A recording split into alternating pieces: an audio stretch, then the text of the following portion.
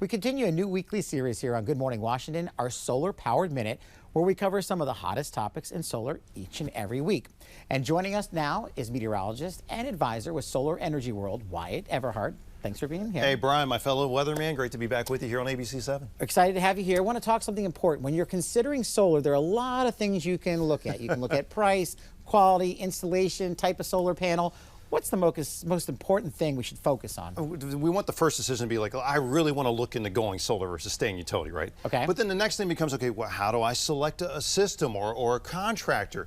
And I can tell you, based on more than 5 years in the business now, Brian, most people get it sometimes a little bit backwards. Oh. Okay, the most important thing is going to be quality of installation, okay, because if that system must continue to produce your power every month and every year for decades to come. If it goes down, if that system goes down and cannot be repaired, any price was too high, right? So we say, look, price is important. You want to get a good value, but ultimately the quality of that installation, including things way beyond the panels, right, the underlying electrical, the inverter systems, the engineering.